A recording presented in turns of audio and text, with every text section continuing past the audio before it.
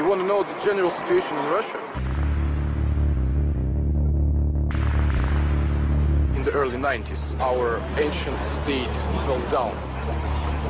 And then lots of problems everywhere. It just became capitalized. And the country just split into two parts, completely rich and completely poor people. The borders were open, and the hurricane of immigrants began. It's bad when lots of people from another country, from poor countries, come to my country and try to work here. They see us as the people who completely destroy their lives. Never support immigrants. Just try to show that you don't like them. And that makes the atmosphere of hate. And they see that they cannot be here, and their children cannot be here.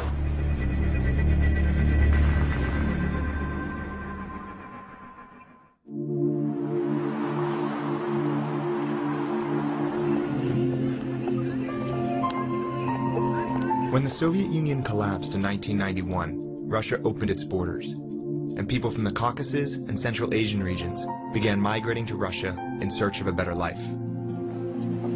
Every year, hundreds of thousands of migrants enter Russia in search of jobs in the country's growing economy.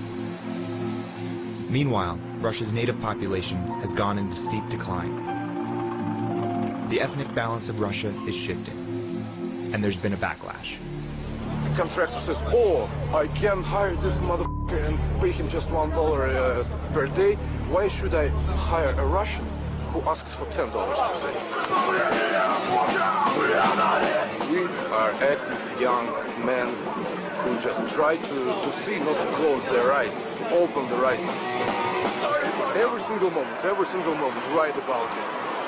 Think about it. Don't sit like a lazy rat at home, doing nothing. Just take your fist and make your life.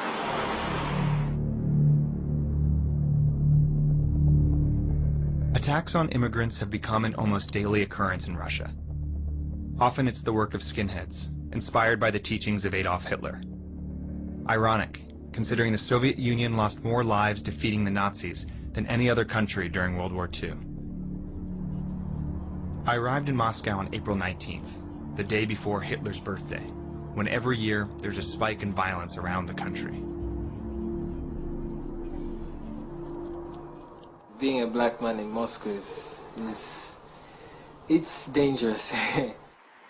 I'm always worried. I always watch my back. If I'm going to class, I just go straight to class. I don't walk around to places I do not know. Foreign students at some of Moscow's universities are under lockdown during the days surrounding Hitler's birthday. They aren't allowed to leave their dorms for any reason, out of fear for their safety. You want to go out, you want to enjoy life. I mean, you want to go to class, you want to study with our friends, you want to be with our friends. It's like you're in a prison of some kind, you know, it's like in one huge prison. Akili came to Moscow from Tanzania to study medicine. His roommate Jonathan is Sri Lankan American and moved from Miami to study to be a plastic surgeon. In Russia, it's completely different from what we had in the United States. They don't distinguish between colored people, whether you are tan, black, whatever, you're white or you're black. There's nothing in between. While trapped in their dorm room, Akili and Jonathan could still see the growing presence of Russian neo-Nazis on the internet. Skinheads have started taping their racist attacks and posting them online.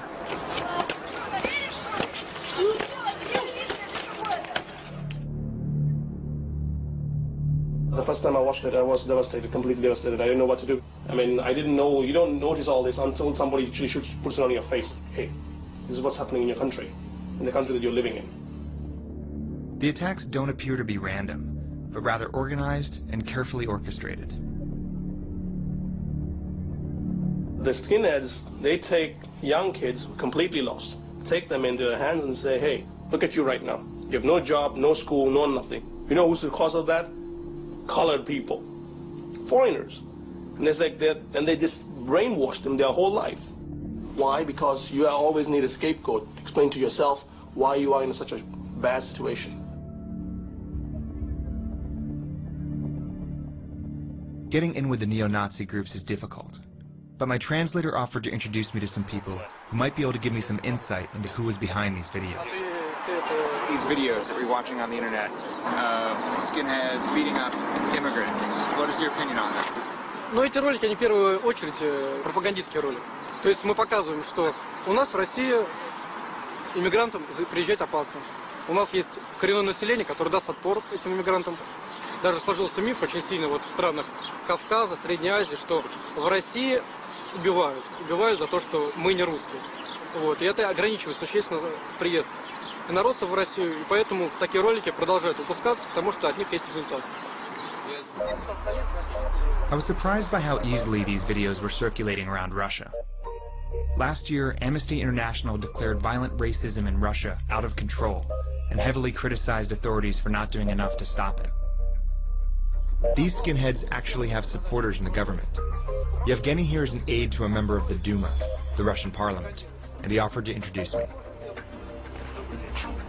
The following day, Yevgeny met us outside of the Duma to escort us in to meet his boss, Nikolai Koryanovich, an outspoken ultra-right-wing politician. His ideology is evident by how he decorates his office. One of the first things we noticed was a picture above his desk of his own head pasted over Stalin's body. We've seen a lot of these videos on the internet of people attacking people of color walking around the streets. Can you comment on this? Русские люди не хотят жить рабами на своей земле, что сейчас происходит. Поэтому если власть не занимается проблемой упорядочения миграционных процессов, то люди начинают проявлять инициативу, которая может выливаться и в различные формы насилия. But do you actually advocate this kind of violence?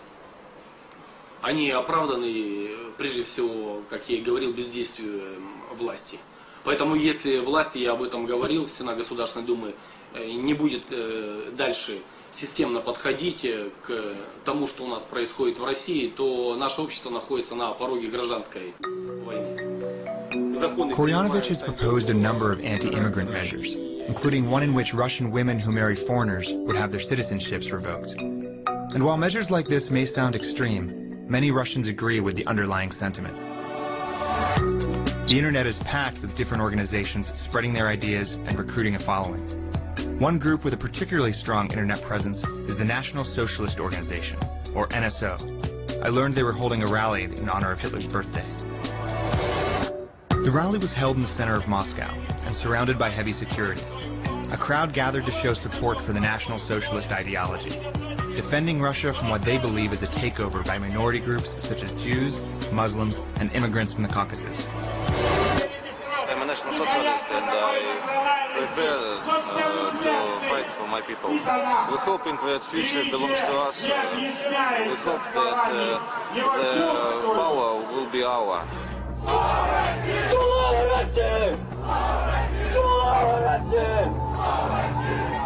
Нас учили, что за это надо бороться. Нас учили, что за это надо убивать и умирать. The star of the show was Dmitry Rumyantsev, the unofficial leader of the NSO. His recruits stood in the crowd in formation, hanging on his every word. Слава предкам! Слава Руси! Слава! Слава! Слава! I knew Dmitry ran a gym where he trained young men how to fight. I wanted to find out if he was connected to the internet attack videos. So, we just finished the rally, and Dmitry and all of his guys are really cautious about talking to us because right around Hitler's birthday, they say they're being followed by the police everywhere. They have agreed to meet with us, and we just have to be very low-key. Dmitry got in our van to find a place he felt secure enough to give an interview. After driving around for 45 minutes without any luck, I reluctantly brought him back to our hotel room and quickly set up 2 cameras. So, Dmitry, can you tell me a little bit about your organization? Пока мы готовим людей для того, чтобы участвовать, первое, в осуществлении получения власти или захвата власти, пользуясь моментом. Во-вторых, для того, чтобы люди, получив власть, как говорят, мало взять власть, важно ее